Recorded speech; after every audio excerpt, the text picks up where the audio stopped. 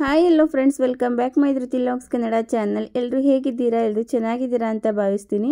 ಇವತ್ತಿನ ವಿಡಿಯೋದಲ್ಲಿ ರವೆ ಉಂಡೆ ಮಾಡೋದು ಹೇಗೆ ಅಂತ ನಿಮ್ಮ ಜೊತೆ ಶೇರ್ ಮಾಡ್ತಾ ಇದ್ದೀನಿ. ಬನ್ನಿ ಹೇಗೆ ಮಾಡೋದು ನೋಡೋಣ. ಮೊದಲಿಗೆ ಒಂದು ಬಾಣಲೆನ ಇಟ್ಕೊಂಡಿದ್ದೀನಿ. ಅರ್ಧ ಕೆಜಿಯಷ್ಟು ರವೆನ ಸೇರಿಸ್ಕೊತಾ ಇದ್ದೀನಿ. ಈ ರವೆನ ನಾವು ಸ್ವಲ್ಪ ಚೆನ್ನಾಗಿ ರವೆ ಕೆಂಪಗಾಗೋವರೆಗೂ ಹುರ್ಕೋಬೇಕು. ರವೆ ನಾವು ಚೆನ್ನಾಗಿ ಹುರ್ಕೊಂಡಷ್ಟು ರವೆ ಉಂಡೆ ತುಂಬಾ ರುಚಿಯಾಗಿ ಚೆನ್ನಾಗಿ ಬರುತ್ತೆ. ನಮಗೆ ತಿನ್ನಬೇಕಾದ್ರೆ ರವೆನ ಚೆನ್ನಾಗಿ ಹುರಿದಿಲ್ಲ ಅಂದರೆ ಹಸಿ ಹಸಿಯಾಗಿರುತ್ತೆ. ಹಾಗೆ ರವೆನ ಈ ರೀತಿ ಕೆಂಪಗಾಗೋವರೆಗೂ ಚೆನ್ನಾಗಿ ಹುರ್ಕೊಂಡ್ರೆ ತುಂಬಾ ಟೇಸ್ಟಿಯಾಗಿ ಕೂಡ ಚೆನ್ನಾಗಿರುತ್ತೆ. ನೋಡ್ತಾ ಇರ್ಬೋದು, ಇಷ್ಟು ಕೆಂಪಗಾಗೋವರೆಗೂ ರವೆನ ಹುರ್ಕೊಂಡು ಒಂದು ಪ್ಲೇಟ್ಗೆ ಎತ್ತಿಟ್ಕೊಂಡಿದ್ದೀನಿ. ಅದೇ ಬಾಣಲೆಗೆ 1/4 ಲೀಟ್ರಷ್ಟು ಹಾಲನ್ನು ಸೇರಿಸ್ಕೊಂಡಿದ್ದೀನಿ. ಹಾಗೆ 1 ಬೌಲಷ್ಟು ಸಕ್ಕರೆನ ಸೇರಿಸ್ಕೊಂಡಿದ್ದೀನಿ. ಅರ್ಧ ಕೆಜಿ ರವೆಗೆ 1/4 ಕೆಜಿ ಸಕ್ಕರೆ ಬೇಕಾಗುತ್ತೆ. ನಾನಿಲ್ಲಿ 200 ಗ್ರಾಮಷ್ಟು ಸಕ್ಕರೆನ ಸೇರಿಸ್ಕೊಂಡಿದ್ದೀನಿ. ಸ್ವೀಟ್ ಕಮ್ಮಿ ತಿನ್ನೋರು ಒಂದು 50 ಗ್ರಾಮಷ್ಟು ಸಕ್ಕರೆನ ಕಮ್ಮಿ ಸೇರಿಸ್ಕೊಳ್ಳಿ. ನಾನು ಯಾವ ಬೌಲಲ್ಲಿ ಸಕ್ಕರೆ ಹಾಕ್ಕೊಂಡೆ ಅದೇ ಬೌಲಲ್ಲೇ 1 ಬೌಲಷ್ಟು ತೆಂಗಿನಕಾಯಿ ತುರಿನ ಸೇರಿಸ್ಕೊಂಡಿದ್ದೀನಿ.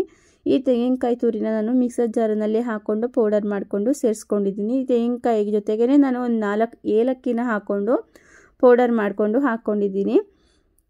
ಇದ್ರ ಜೊತೆಗೆ ಒಂದು 2 ಟೇಬಲ್ ಸ್ಪೂನಷ್ಟು ತುಪ್ಪನ ಸೇರಿಸ್ಕೊತಾ ಇದ್ದೀನಿ. ತುಪ್ಪ ಆಪ್ಷನಲ್ಲು, ನಿಮ್ಗೆ ಇಷ್ಟ ಇದ್ದರೆ ತುಪ್ಪನ ಹಾಕ್ಕೋಬೋದು, ಇಲ್ಲಾಂದರೆ ಬೇಡ.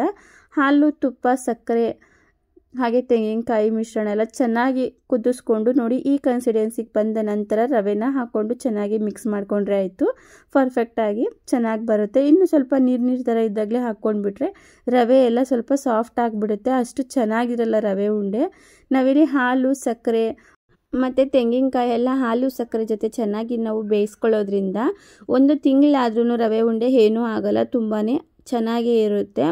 ನೋಡ್ತಾ ಇರ್ಬೋದು, ಇವಾಗ ಚೆನ್ನಾಗಿ ಮಿಕ್ಸ್ ಮಾಡ್ಕೊಂಡಿದ್ದೀನಿ. ಕರೆಕ್ಟಾಗಿ ಪರ್ಫೆಕ್ಟಾಗಿ ಬಂದಿದೆ. ಇವಾಗ ಸ್ವಲ್ಪ ತೆಳುನೂ ಆಗಲ್ಲ, ಆದಷ್ಟು ಗಟ್ಟಿನೂ ಆಗಲ್ಲ, ಸಾಫ್ಟಾಗೇ ಇರುತ್ತೆ. ಇವಾಗ ಸ್ವಲ್ಪ ನಮಗೆ ಕೈಯಲ್ಲಿ ಮುಟ್ಟೋವಷ್ಟು ಬಿಸಿ ಇರಬೇಕು. ಆಗ ನಾವು ಇದನ್ನ ಉಂಡೆಗಳನ್ನು ಕಟ್ಕೊಂಡ್ರೆ ಆಯಿತು. ಅಮ್ಮ ಕೂಡ ಉಂಡೆಗಳನ್ನು ಮಾಡ್ತಾಯಿದ್ದಾರೆ.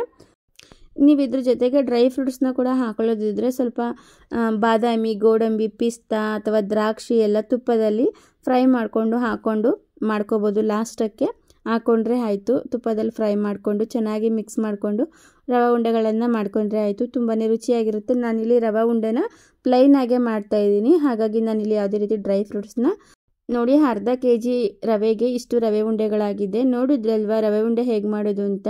ಈ ವಿಡಿಯೋ ನಿಮಗೆ ಇಷ್ಟ ಆಗಿದ್ದರೆ ಪ್ಲೀಸ್ ಲೈಕ್ ಮಾಡಿ, ಶೇರ್ ಮಾಡಿ. ಹಾಗೆ ಚಾನಲ್ಗೆ ಸಬ್ಸ್ಕ್ರೈಬ್ ಆಗಿಲ್ಲ ಅಂದರೆ ಸಬ್ಸ್ಕ್ರೈಬ್ ಮಾಡಿಕೊಂಡು ವಿಡಿಯೋನ ಪೂರ್ತಿ ನೋಡಿ. Thank you for watching my video.